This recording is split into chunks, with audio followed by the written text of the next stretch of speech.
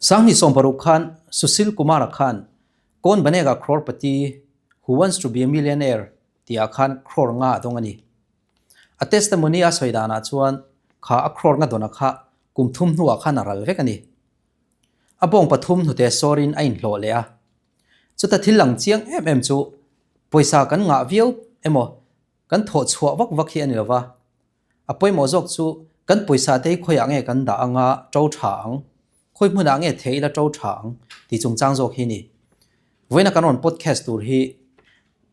vai mi ho sa te ho hi engting nge an ho sak em a khoi ateng e poisa an da thin ti chung chang kanon soi don ani to thleng mi nongai thak sak non ya invest le trading ti dua ma se ati dan tik isha silaw chu wanga ni pepung mentorship program kan siam ni student ini emo na thok ini emo tu po law ni la hausak idua wealth isiam du ani chuan financial market a foundation atangin kan lau je ti rangche he course a hian stock chathan dan te investment plan le portfolio siam dan risk management le practical a market analysis zongzong kan je ti vek don che ani hei me hi ala ni lau kan dang lam na big chu BFSI SSC accredited partner kan ni a kan hnuaya course do te chu bank financial industry le insurance a te placement ana thona tura kan pui thai ani investor hotling tak trader in thunun thai tak le financial industry a career isyam du ani chuan phone number karon da hiat milaw bedonia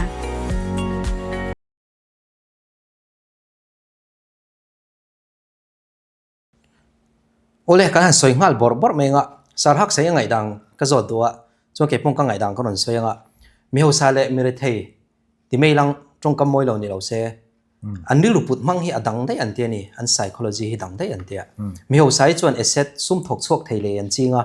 mi re thei hi chuan sum thok chok thei lo liability la khom an ching an te hei anin thlauna ni ka ria khang vela khan enge ingai da ni soi thei ngam nya har sakop mai tlai hi ke ma pon ka ngai to na sa i ti me ang ke ma kan tong ve ka ter nang ma pon ti me ang hemi tu nak financial education issue tak le chen ma tak a ingai dan le tu na ingai dan kan client sa tang te pon ke ma ni po education wanga kan ru a thak dang lam dan hi a chiang me ta chon financial chungchang ka shiat ma ka ngai dan le sum le pai chungchang ka ngai dan le ka shiat no education ka nei no ka ngai tu dan hi ain thak thuk ani tiang te chon tam tak po mi re thei le mi ho san ti khan education nei le nei lo wang join clear ta ila tinan mi ho sa ho chu education an nei to ta financial education nei tha to ta ma se education la nei lo ho kha chu an ngai to dan khai ang don lo chin ta chuanin he education nei ma ti teng re thei ti lovin education nei ma ti zo kila ding zong she education nei ma chuan thiang kan ngai to dan ni bai ka vadu lo na la thei ti kha ro me ta ni lo na la thei da khampong ngai lo ti kha ro ta ni kha lo na kha EMI ting ru lang ti kha chu kan ngai to pa lo she ke ma ni po ne thau ta ba hun like ma se education ga nei chi ta a ti lon ka lak chuan khoi tang nge ka ru lang engzat nge ka ru ngai ba tam don ba interest rate engzai ti zong kan lo ngai tu chuak ve to sia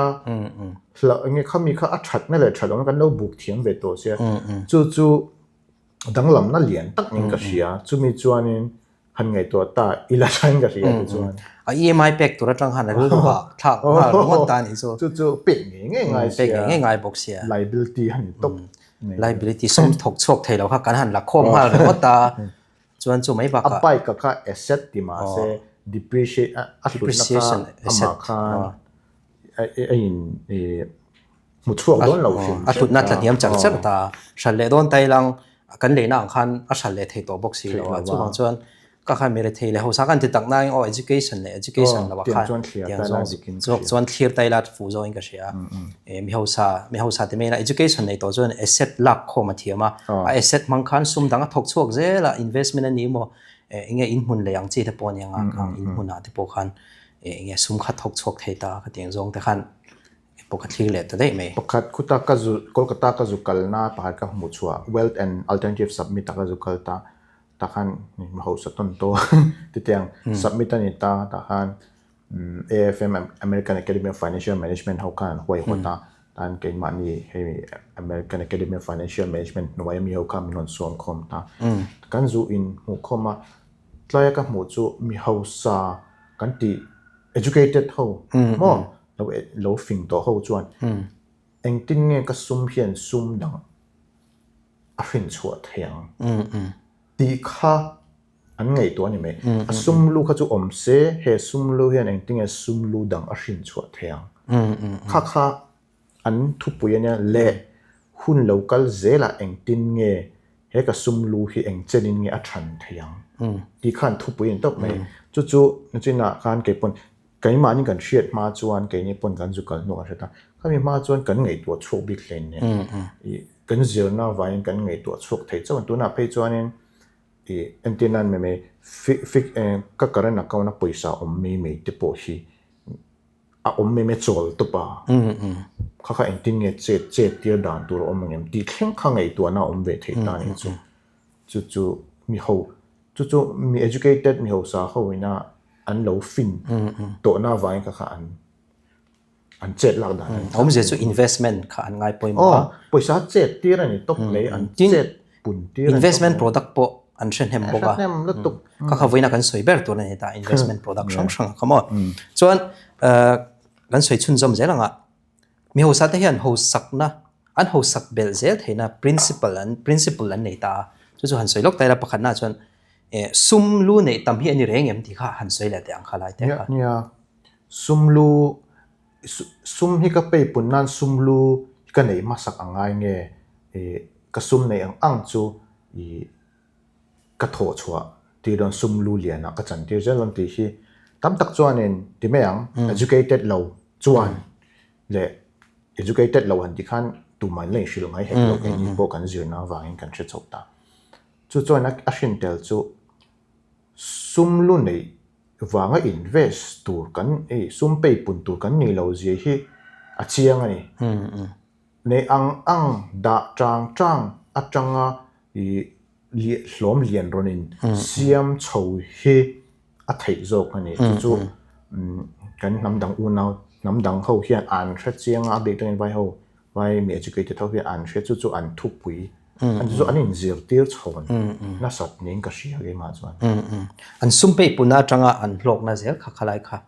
aron compound zel ta tro chuan ta khan soi zong ha ta la reinvestment le hemi compounding effect la ya kha itinge khalai ta kha compounding effect om zia kha soi fi la tro kha ni compounding om zia chu nia i apung dang a hring chuak atinan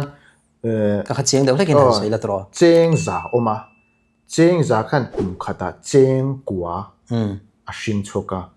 kha cheng kwa kha na kum le cheng za pa kwa khan cheng a hring chuak chu cheng khana ron tam zela za le som pariat a hring chuak ta di khan sa le som pariat kha sum lu a chang lenga ka za le som pariat kha sum lu dang a chang lenga di khan a in bin chak ta em ta ni chu chuan khami kha ke ma ni ga hriat dan chuanin i sum lu khan i ni kum ina pung kha sum lu a chang zel ta ha a vor chak ta big em ta ni chu compounding effect khan mai ta khoi nan ti dan pe chon 8 wonders of the world anti here khania a ro pui ve de wa chan chu antinan a than thu pakata i vai than thu ning ga sia ta khanin i chomal hi vai pa khan a deal ta enge i du ate he chessboard a hianin i bumal khat min pela chuan a le pe ka bumal ni a le zel min pel ti khan a le zel min pela ti chuan chu ka du atita a le zel pen pe a nuwa a to pan thlen phe ka chuanin turu bu a bu don te po kha turu lu tuk mai khan ain a cher chuan muk nge a tiang kha de compounding chu a than tu po kha om thawa anen bu po khan lo chia chun jom ta se chuan an mi ho sa ti me educated ho an principle thadeu a chuan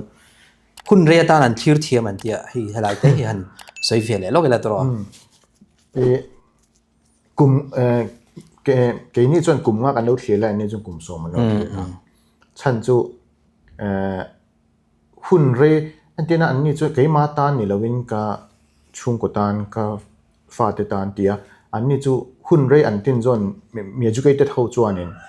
khami compounding kha an hriat awang khan ai in thua chak zian hriat awang khan kum nga lek ni loin kum som te kum som ni ten clear kha an reinvest sel ta tro an clear chum chu mai pial lama an tum ber chu I thil man sang zel ina I an sum lu akha I a era lo nan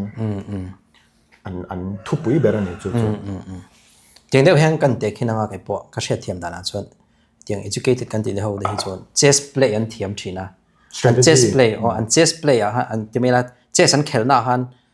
move som panga ten mulok ten tiam move som ten mulok ten ti ta ni chuan an mi educated kan ti te po kha long term he tan thlir ta an mu thiama enge thlengang enge ka sumle pa ya eng hinge da thaila chu mi kum som hu chuan eng tinge om thayang ti kha an thlir thiama tang khan ti han an eng lo thaya chuan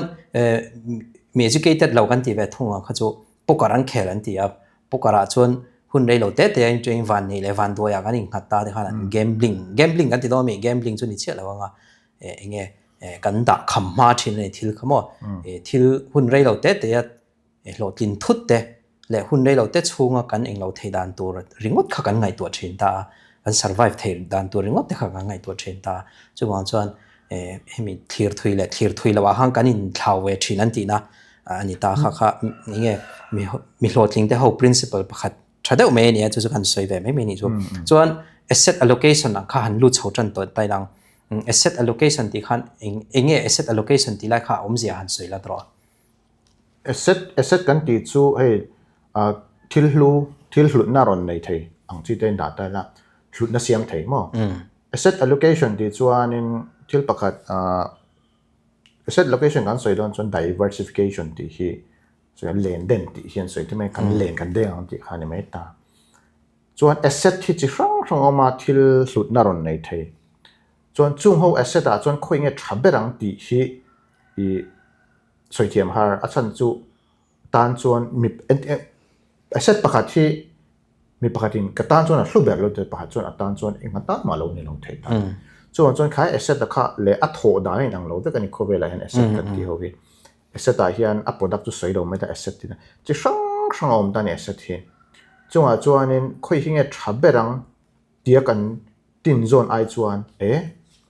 I avaya hian len deng tai la chuan in kamamo hun pakhat hialo in siam rem thenga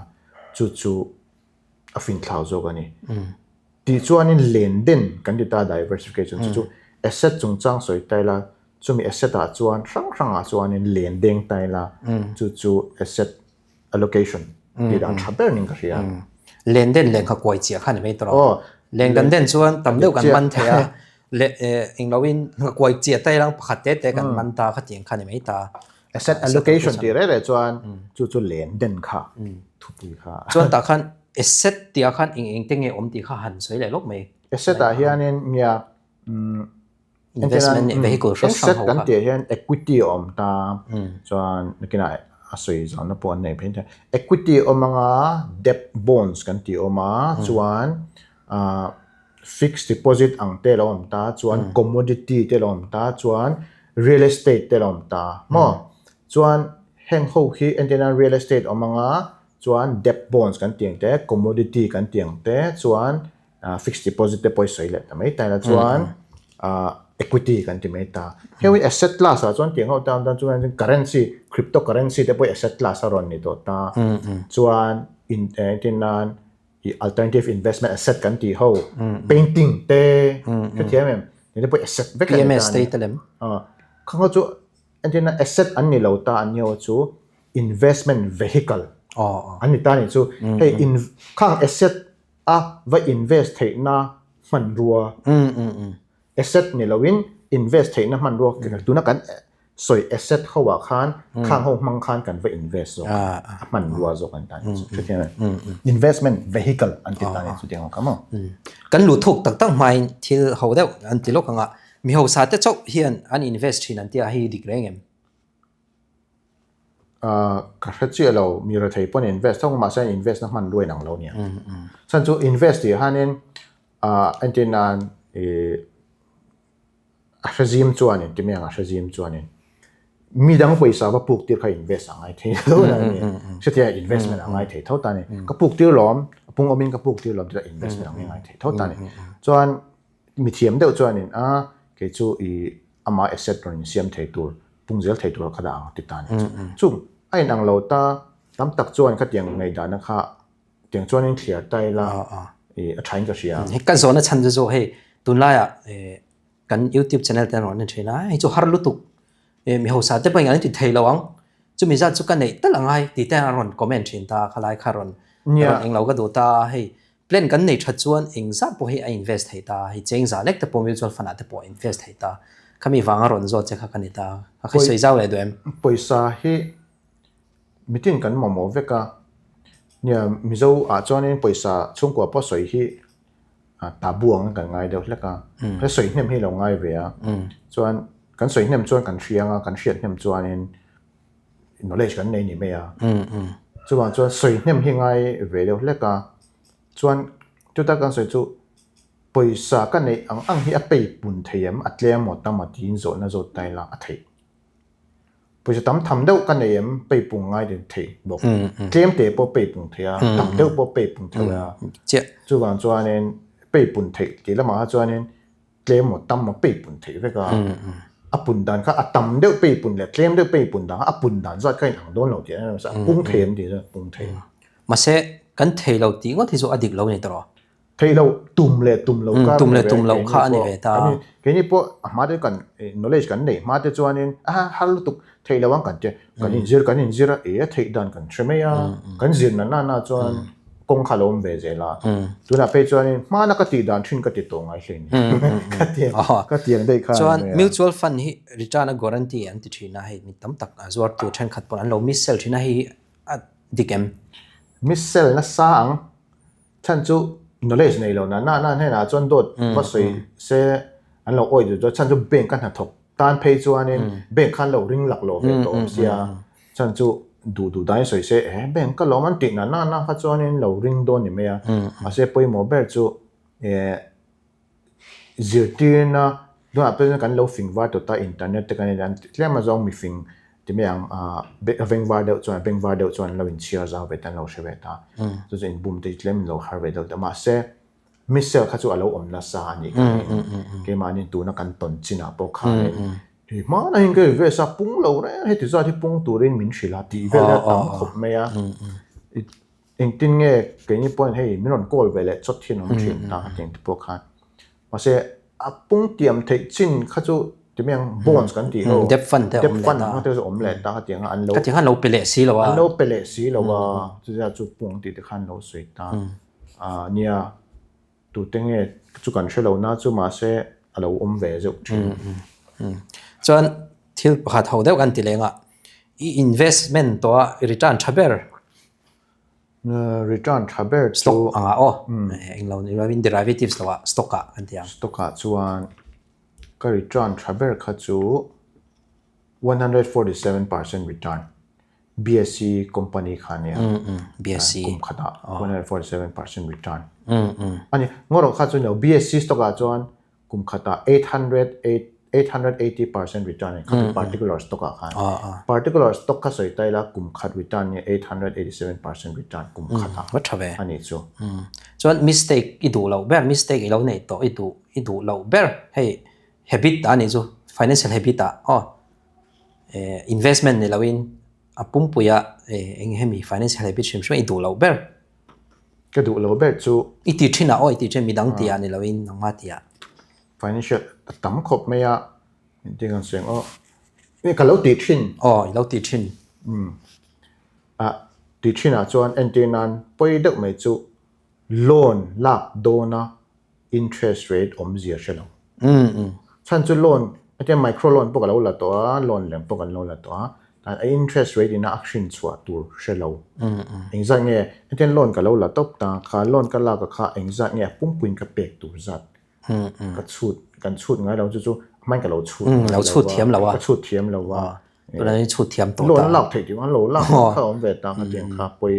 ไอ้ที่นั่นตัวนั้นไปจน micro finance loan อ่ะจีเจงสิงทุ่มเล็กๆหลักเทียมให้ต่ำตกครบไหมอ่ะเตียงค่านี่ up return it turu thei lut tu ka 6 months swing 30% te return ne kha teng de ka hlok lut tu ka ni chu mo chuan chung kha teng de kha hei I kalau shet ma chuan kalau tin sa ma se tu chuan hlok zia kha ka man chho to ne chu le loan hi poi mo pera chan chu dep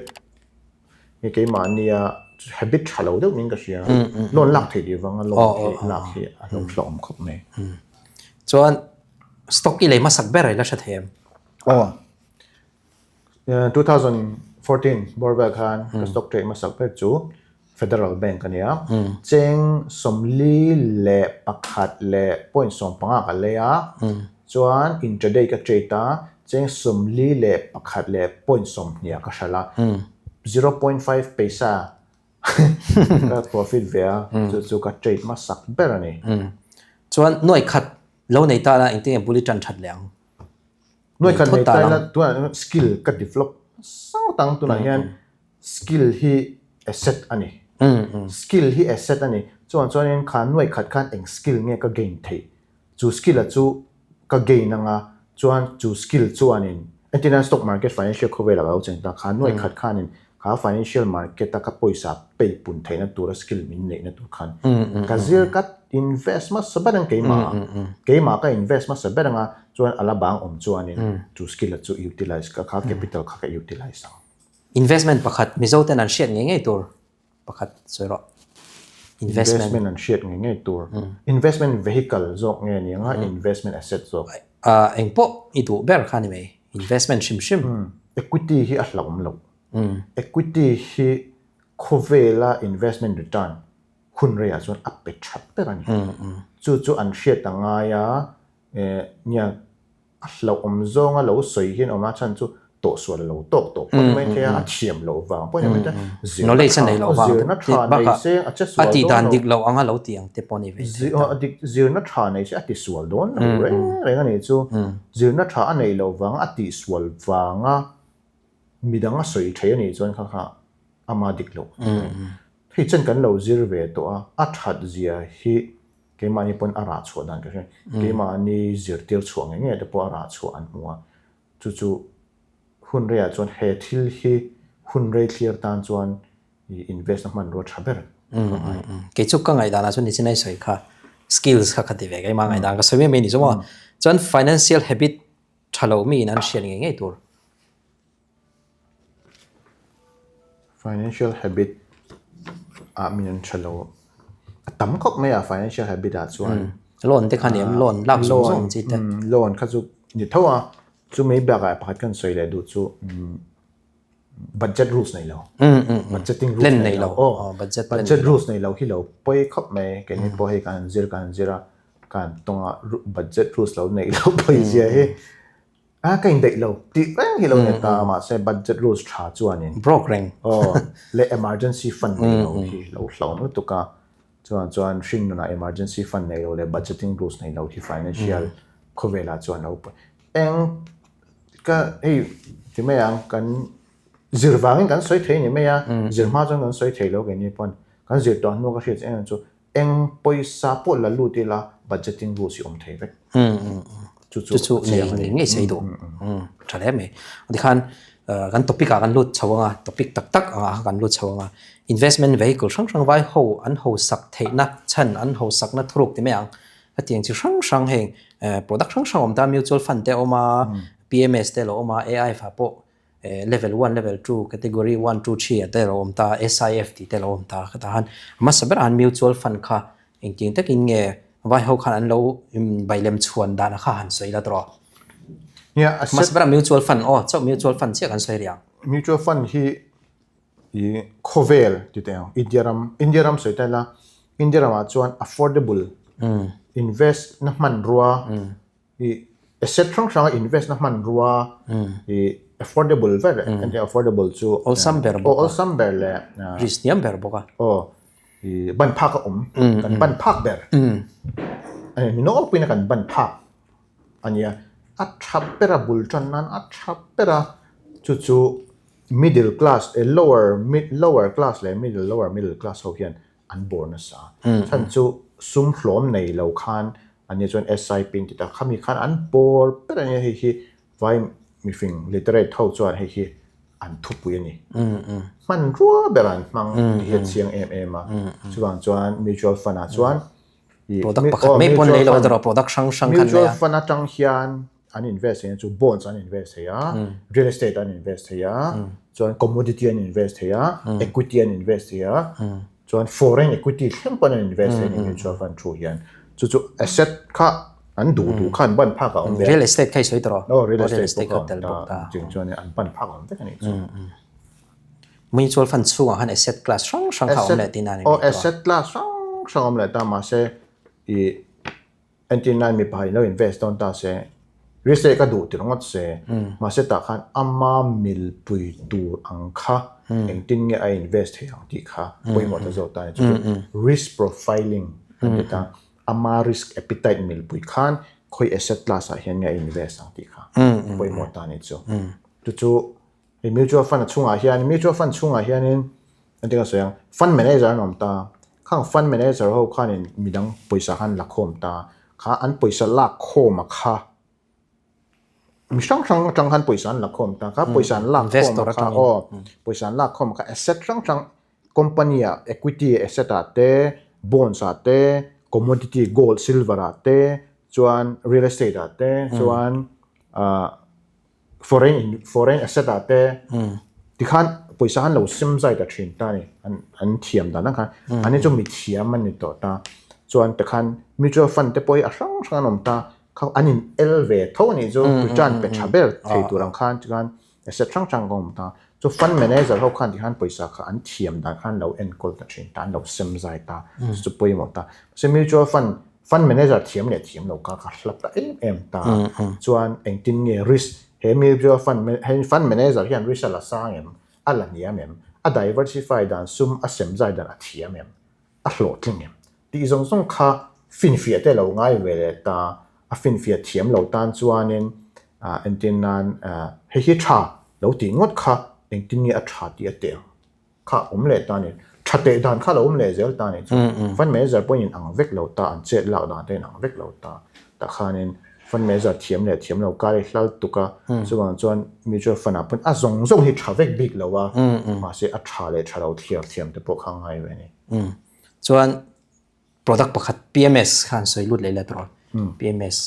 ขันเองเงี้ยตีเนี่ยเฮ้ยไว้มีอุตสาห์ติเมียงไว้มีอุตสาห์เขาจวนเนี่ยมีจวนเขาสตักติดเตียงเขาสตักมีจวนฟันจงตั้งมาที่เราเลยตัวก็มีจวนฟันเขาสู้อันเนบเนี่ยรุดตุกกันอันเนบอันที่รุดตุกก็เฮ้ยอันนี้ตั้งจวนหุ้นวัปเปกาให้ตั้ง invest ค่ะอันนี้ตั้งจวนหุ้นเนี่ยแหละที่อันปล่อยสดานะตัวตั้งจวนเนี่ยเอาไปทำเดียวจวนอันนี้จวน PMSมันรถชัดเดียวไม่ PMS อันไหนตา PMS จังเห็นบุลันตา PMS อันลำพูนท้า portfolio management service PMS อันตา PMS พอเห็นจังกลุ่มของเมียชักของเมียมาเสียไว้เขาอินันดูเนี่ยจู่ PMS จู่ risk claim เนี่ยสั่งเดี๋ยว return พอ aggressive นี่ return พอตัวช้าจวนหน่วยส่งงานเช่นจังอัน invest ให้ตา PMS จวน portfolio management จวน mutual fund เดี๋ยวเท่าวินอักลตามาเสีย PMS จวนหน่วยสมงานจีนันละตาฟันเมเนเจอร์อมตาข้าฟันเมเนเจอร์ข้านี่ข้าหน่วยสมงานข้ามีช่างอะไรคมที่ตานี่มีเมสจะมีช่างอะไรคมไม่เปลี่ยนละมาฮันมีมัลตาข้าก็ประคัดข้านะเอ็นกอลตบไม่ได้จู่ที่นั้นก็ประคัดอันนี้งามีประคัดข้าก็นะข้าเอ็นกอลสักพีเอ็มเอสจวนมั่งเอ็นกอลสักตาที่ข้าฟันเมเนเจอร์เอ็นกอลสักงาส่วนฟันเมเนเจอร์ข้ากี่จู่fund manager ขันสไตล์ละไหนโดนตาน investment strategy อามาด่วนชัวโมอามานะอาเซียมช่วงข้าในโดนตาข้าอาเซียมชัวและด่วนช่วงข้า investment ข้ากัลปุยชินตานี่มีช่าง account ข้าส่วนตาขันdiscretionary และ non discretionary อมตา discretionary อ่ะส่วนข้า investor ขัน fund manager ข้าทุนในหน้าปุ่มสุมาเป็นตา non discretionary อ่ะส่วนข้า investor ข้านี่fund manager ค่ะที่ด่านตัวอันนี้ร้อนต้นส่วนอันนี้ร้อนต้น independent วักเราดีนะอันนี้ร้อนต้นที่ข้าตัวอินชิวเซนต์แต่ส่วนนักตาส่วน PMS ส่วน hurdle rate กันที่ตั้ง hurdle rate ส่วน เอ็นตีนาน kha investment kha kum khata 15% alo pung ta 15% chin a hian i 15% chin chung lama chuan 10% emo 20% ka laviang so in rem siam na nei ta ni chu dan hoi za sebi dan hoi ve kan ta ni chu rules ve phal ve kan ta sebin chuan i masa sebi license an nei chuan chuan ti thei big lo ta chuan chumi pialama fund management fee kha 1% ala thei ta ni chu chu PMS a chuan kalpui ta so mutual fund ang thawin PMS a po asset thang a da ve thei ta a du danin strategy nei ta fund manager kan khana siam lem ta om je chu PMS un wai som nga chin a lu ngai ta responsible ne hleka return po tha khan AIF a khan lu choi la tro AIF a khan category 1 2 3 thleng khaw ma khan AIF a zau kho mai alternative investment fund an data alternative investment fund chu asset traditional asset ni lo and then asset pa ngai he equity kan ti te real estate kan ti te bond kan ti te hatiang ang lo deuh chi mo startup ang chi te category 1 a chuanin category 1 a chun chi sang thangom ta venture capitalist kan ti te chuan private equity and lo venture capitalist kan ti te angel fund kan ti te SME fund kan ti te om ta chun fund sang thangom ta chuan startup venture capitalist ho chuan startup a ten invest in ta angel fund ho te startup a an invest in ta startup om je chu company bul chan ti ho ten invest in ta dikhan SME fund chu small medium enterprise company changtlung ve to si stock market ala lut si lo chi te a hianin an invest in ta chungo chu company tam tak SME fund a hian category 1 a chuan PMS ang phokhan fund manager fund manager PMS aka chuan portfolio manager anom thin ta fund manager ni lawin soisun jing khan portfolio manager an exam angai ta chuan AIF a chuan category 1 a chuan i fund manager AIF manager le tu ta ding zo om ngai ta chung chuanin mi puisum ronda khom kha in alo pe pung ve tin ta alo pe pun na chuan an nia chuan category 1 ho chu chung asset sang an vati ve thailo asset an than big chu startup a te SME fund an ti chuan small medium enterprise ho check an invest khatiang an thiam ngai ta ni chu bonds ti ten va invest ve thailo chung ho a chuan invest in alternative investment fund chu sa sang le ti nai ta an entry level po 1 crore chin ania chuan mi ho saton to ti meang khau kan invest chin ta ni chu alternative investment fund a chuan category 1 mo chu le thi khai nge danglam na nya category 2 a chuan in private equity kan tiang te fund big ani ta ni chu private equity chu private company in tungding tok startup ni lo mo startup ni lo private equity ho kan ti ta tiang ho a hianin company dang kha an valei chin chuan an valeya chuan kha company kha an hral chhong le thin mi lang private equity ho chuan company hi an zir chiang na sa company a po startup level ni to lo he ta profit po nei lo nei to nei lo nei to changtlung to ho share la zuar chok si lo chi kha share zuar chok the private company lani thosi teo khan an zong na sata teo chon stock market ta hian tle ma zong chon tel ve theta ma se restriction ala na ta chon category 2 a chuan category 2 a point fund manager nom ta category 2 a po 1 crore chin kha alu ngai ta ni so 1 crore chin je kha chon chutiang bok chon achina investment return a khan fund management fee kan lata 1% 2% ten la chin ta situation a zirin anglam chin ta chuan englo poimo dewa chuan poimo dewa chuan category 3 a chuan hedge fund ndita ni chu hedge fund ho chu ang nga changka ko mai hedge fund ho chu complicate an investment style hi ni eng sapon tel thei cryptocurrency po kaya po asset class kan tiang zong so an tel effect hedge fund chuan an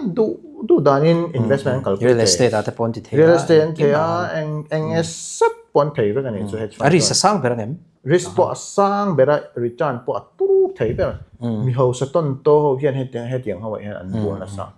จนจะ mutual fund ดีแบบมันไม่ฮะอัน minimum investment พวกเขา 1 crore สิ่งจะลูกคันตาจน100 crore 200 crore อันลุดปุ๊บตาเตียงเขาคันกัลปุยตาส่วนอันนี้ hedge fund เขาอ่ะส่วนอัน trading short term และ long term เนี่ยกัลเทตาส่วนอันนี้ส่วน derivative กันตีเตะแห่งtrading concept สังคมเด็ก more special เด็กอังคารอัน invest ชินตาhedging กันตีเตะ arbitrage กันตีเตะเฮาคันอัลกัลชินตาส่วน fund manager คันอมเลตานี่พวก AIF manager hedge fund ไปจู alternative investment fund manager อันนั้นมังไงตาคันนี้อัดเทียมมังไงตา experience ปงมังไงตาส่วนไอ้ investment ราคาเฮ้ยประคัด AIF ว่าส่วน hurdle rate กันตีรวยwatermark level อมเลตาส่วนอันที่นั้นกุมขตากุมินะ 15% return ลงเลตาส่วน 20% อันเล็กกับ 15% จุงลำค่ะอัดกลิ่นเงี้ยข้าไม่กลิ่นเราจน return ในเราเตียงเวลขั้นเราเลตาจู่ๆ watermark level ขั้นติดตาข้าเตียงแต่ข้ามีหัวซาต้นโตไว้หัวที่เมียงไว้มีหัวซาจนข้าเตียงหัวมันรัวขันมังนะซาเนี่ยจู่อันป่วยซาป้อน capital ป้อนเหรียญตัวตาเกี่ยนี่ mutual fund กันเราบ่อยปุยแล้วอันนี้จู่ๆเตียงเราบ่อยปุยเด็ก product เรียนทำค่ะอันนี้ส่วนอันเราบ่อยปุยแต่เราตาอันเราตุยนั่นเนี่ยตัวซุ่มอันในเล่นตัววางขายข้ามีที่น่ากันดูตกโดนหายังอ่ะสวยเจ้าดูแต่ละเนี่ยข้ามีเองหรอคันส่วนกันดูตกโดนเนี่ยtopic มาลังป้อนสวยจากออกมา mutual fund อย่างเงี้ยที่ AIF อย่างเงี้ย category 1 2 3 level กันเทียบอันนี้สวยสาวตัวแล้วอันที่เนี่ยอัน invest strategy อันที่นั้น category 1อ่ะจน startup อ่ะinvest นะซะ angel fund กันเดียวแต่ startup อ่ะinvest นะ venture capitalist อ่ะส่วนเขาคันอันที่เนี่ย company อันเจียนชินที่แต่พอ interesting แล้วตัวก็ส่วน category 2เขา private equity พอเห็น